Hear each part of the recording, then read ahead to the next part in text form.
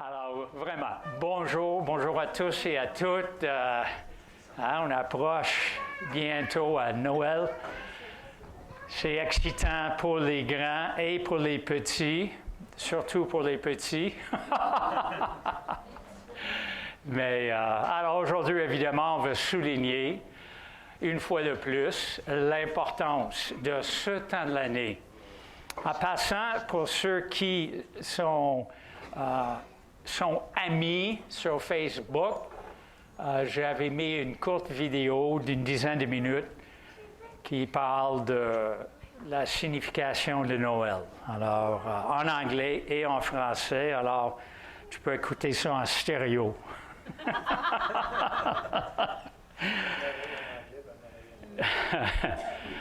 En tout cas.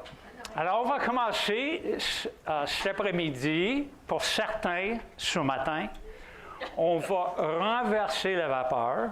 On va avoir l'enseignement en premier et après, des courtes annonces, après, temps de louange. Parce que notre équipe de chant et de louange, ils ont vraiment, ils travaillent toujours fort, mais ils vont faire 9 chants qui touchent à Noël. Et alors, c'est ça vraiment le grand focus de cet après-midi. Mais je vais débuter quand même avec une deuxième dans notre série, un deuxième enseignement dans la série de Noël. OK? Alors, demandons au Seigneur. Seigneur, viens nous rendre visite cet après-midi et encourage nos cœurs. Amène-nous la paix et la joie dont tu nous parles à ce temps de Noël, c'est un temps de paix, de joie. Alors, dirige ce temps à tout niveau. Nous prions à ton nom. Amen. Alors, j'ai sorti quand même quelques diapos par rapport à l'enseignement il y a 2 semaines. Et on avait 3 mots-clés. On avait parlé de magnificence, renversement et joie. C'est ça ce qu'on va toucher aujourd'hui. Et comment la venue de Jésus dans son monde, c'est vraiment son monde, à la fois est magnifique, renversant et joyeux. On avait touché à l'idée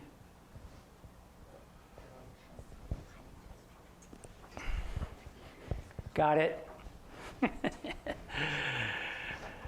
On avait touché à l'idée que c'est tellement incroyable que le Fils de Dieu échange sa vie au ciel, parce qu'il existe depuis toujours.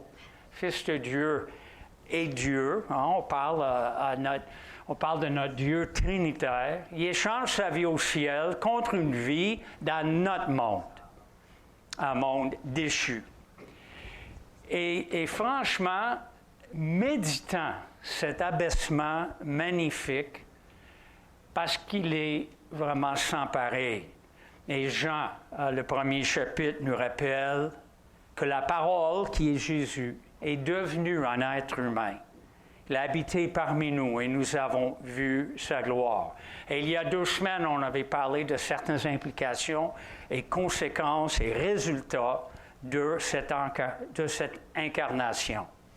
On avait parlé aussi que lorsque nous lions à la vie de Jésus, ça va renverser notre vie. Notre vie va changer. On voit que Marie, la Vierge Marie, s'offre à Dieu sans réserve. Son attitude est exemplaire pour nous tous. Mais plus le temps avance dans sa vie, avec Jésus, qui est au début dans son ventre, plus elle comprend que lier sa vie à Jésus va renverser sa vie à elle. Et on avait parlé de toutes sortes de chambardements qui allaient arriver à cause de cette ouverture, plus qu'ouverture, à cause de cette réponse à Dieu lui-même, « Oui, je suis ta servante. » OK? Prends ma vie. Sers-toi de ma vie. Je suis prêt à devenir enceinte sans avoir connu un homme, sans avoir vraiment je suis prêt à embarquer. Alors, tout a été mis à l'envers. Joseph se posait des questions. La réputation, le mari comme une femme pure, pieuse, sa relation avec ses parents. Évidemment, il n'y a aucun parent qui veut entendre de son adolescente « Je suis enceinte ». Et sachant qu'elle n'est pas mariée. Sa relation avec tout son village.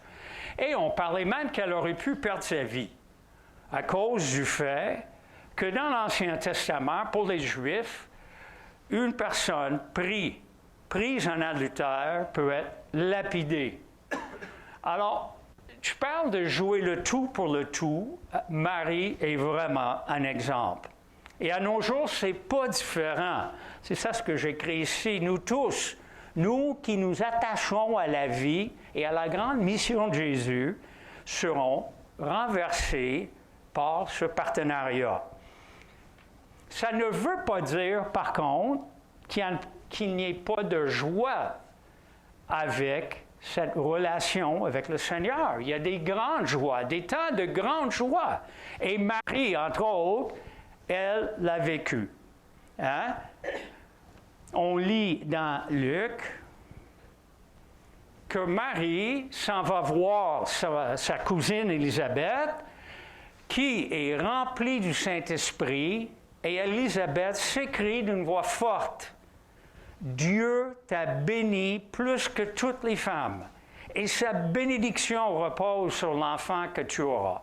Qui suis-je pour que la mère de mon Seigneur vienne chez moi? Car vois-tu, au moment où j'ai entendu ta salutation, l'enfant a remué de joie en moi.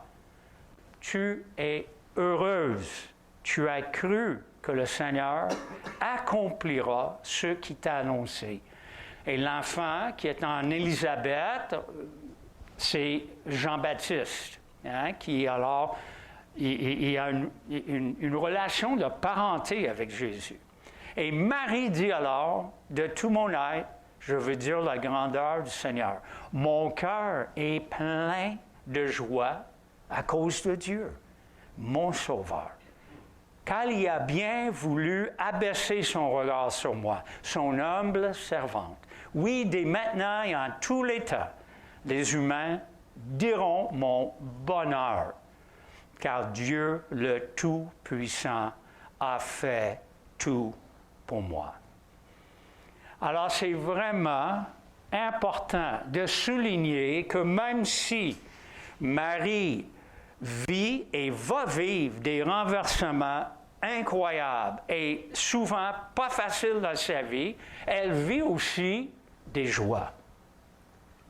Et il y a 2 semaines, après le message, vous savez, souvent on se met en petits groupes, on ne va pas le faire aujourd'hui, mais on se met en petits groupes, et dans le groupe où j'étais, 2 personnes ont dit à peu près la même chose. Ils ont dit, oui, mais Scott, tu parles de renversement difficile, mais dans ma vie, c'était un renversement joyeux. J'ai dit, mais comment? Bien, parce que ma vie avant de rencontrer Jésus-Christ était à l'envers. Ma vie allait à la dérive. Ma vie avait besoin de direction. Ma vie avait besoin d'un sauveur. Alors pour moi, quand Jésus est entré dans ma vie, c'était un renversement vraiment positif. Et quand j'ai pensé à ça, j'ai dit, mais oui, c'est à peu près la même chose pour nous tous. Je ne sais pas si j'ai déjà rencontré une personne qui arrive à connaître Jésus-Christ pour comme lui faire la faveur de sa connaissance. Ça veut dire, est-ce que moi, je me suis rejoint à Jésus pour faire faveur à Jésus? Tu as besoin de moi, mon gars. Hein? Le grand moi, là. Si j'aime.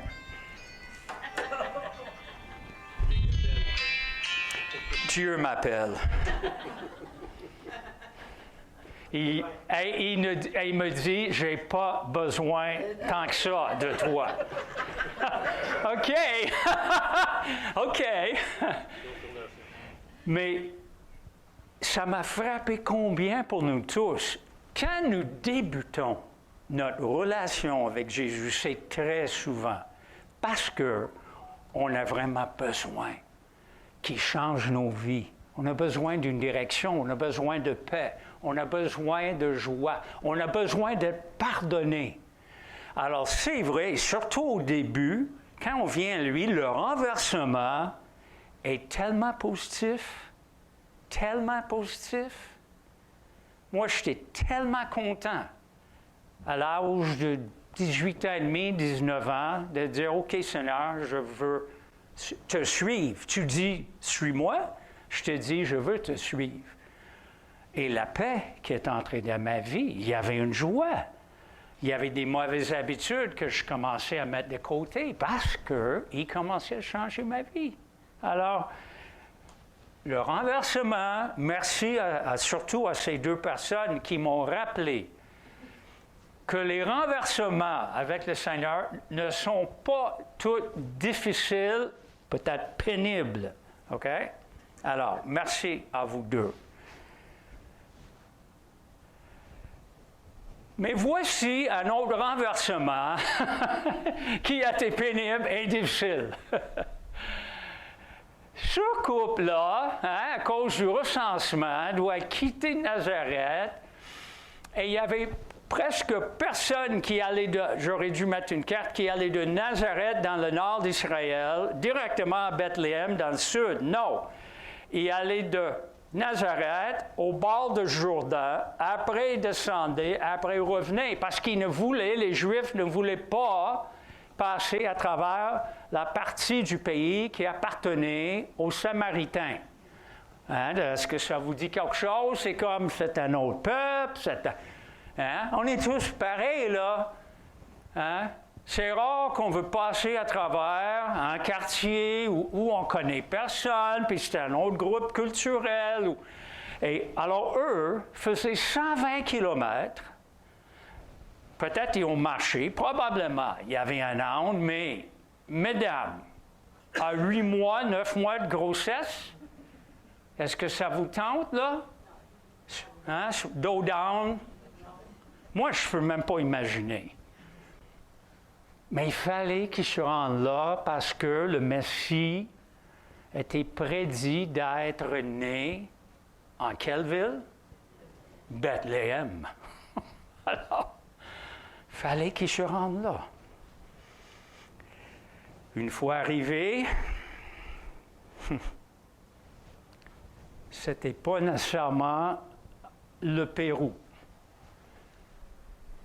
Hein, il arrive, on sait tous, que même si cet accouchement démontre une grandeur de Dieu qui est particulière, en choisissant de s'abaisser tant, Dieu nous communique, je suis là pour tout le monde. Je m'offre à tout le monde. Je m'investis dans la vie de tout le monde qui s'ouvre à moi. Je veux, dit Dieu, m'abaisser tellement pour démontrer aux gens les plus bas, je suis allé encore plus bas que vous autres. Alors Dieu, c'est clair que Jésus il a un cœur pour les sans-abri, pour les abattus, pour les marginalisés, pour les défavorisés. Parce qu'il est allé lui-même tellement bas qu'il peut élever tout le monde.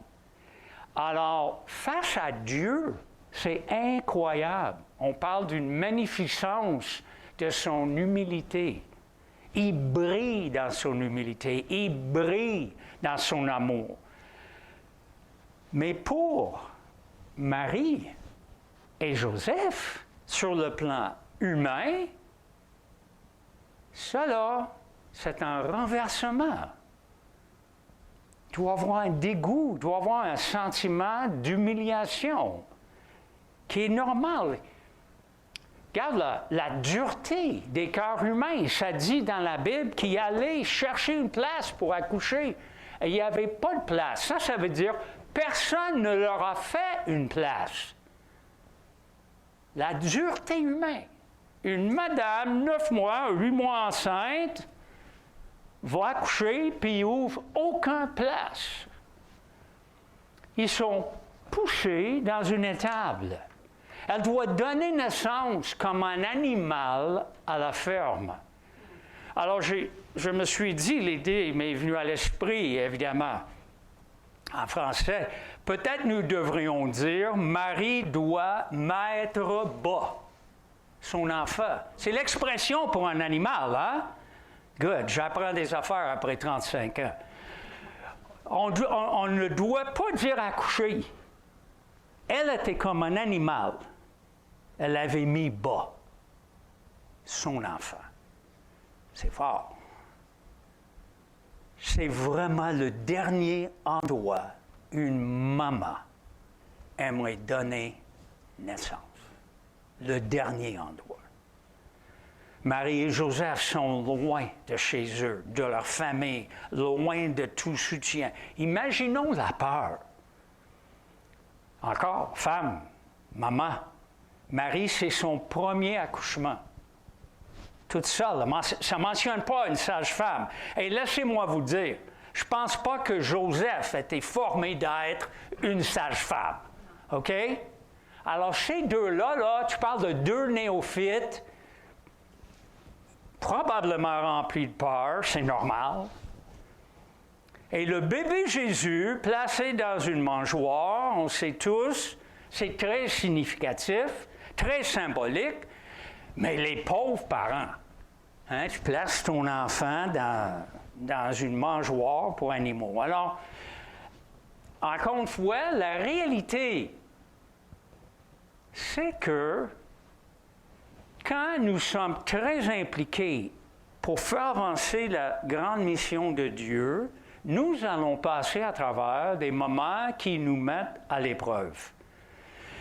Mais évidemment, Dieu va faire de grandes choses à travers nos vies. Et c'est ça ce qu'on voit avec eux. Et à la fin, j'imagine que même dans l'étape, Marie et Joseph étaient contents de voir et d'avoir un enfant en santé qu'ils nommaient Jésus. Qui veut dire quoi? Sauveur. Sauveur. Un enfant né dans une étable parmi la bouse va être le sauveur? Bien, c'est ça ce que ça dit. Regarde Luc 2. Les bergers, hein, parce que l'ange apparaît aux bergers, les bergers se dépêchent d'y aller, trouvent Marie et Joseph et le petit enfant couché dans la mangeoire. Quand les bergers voient le bébé, ils racontent ce que l'ange leur a dit au sujet de ce petit enfant. Et voici, l'ange leur avait dit, « N'ayez pas peur, je viens vous annoncer une bonne nouvelle qui sera une grande joie pour tout votre peuple. Cette nuit, dans la ville de David est né pour vous un sauveur, Christ le Seigneur. » Alors cet aspect de joie, quand même dans le renversement, est là. Une joie profonde, une joie qui va durer. Et c'est sûr que sur le coup, ils ne comprennent pas probablement le désir de Dieu de se mettre tellement bas pour élever ceux qui l'acceptent. C'est ça son désir. C'est ça son désir. Tellement différent que les politiciens, les grands de nos jours, ils veulent que nous, on se mette à genoux devant eux dans un sens. Mais Jésus faisait l'inverse, se mettait très bas. Alors, je termine tout simplement avec suivre la volonté de Dieu dans ce monde déchu nous donnera des expériences de la magnificence de Dieu. Il va nous révéler des aspects de lui. Marie lui-même, dans son speech, quand elle va rencontrer Élisabeth, parle de sa grandeur, son amour, sa puissance. Nous, on va découvrir si on est dans sa volonté, sa personne. Et suivre la volonté de Dieu dans ce monde déchu nous impliquera dans des renversements de notre façon de vivre. Des fois, des gros renversements, super joyeux, positifs, mais des fois, des renversements très éprouvants. Qu'à la longue, Dieu va nous toucher, va nous bénir, va nous faire du bien. Mais sur le coup, franchement, juste mettez-vous dans les bottines de Marie et Joseph. J'en reviens pas. Et suivre la volonté de Dieu dans ce monde déchu nous apportera une grande joie d'être liés au vrai Dieu de l'univers. Grande joie de faire partie de son équipe qui fait avancer sa grande mission. Nous sommes des choyés, pas à cause de nous, à cause du fait que Dieu nous a parlé, nous a invités, nous a rencontrés. Et comme Marie, on avait dit, oui, je veux m'attacher à toi. Je veux marcher avec toi.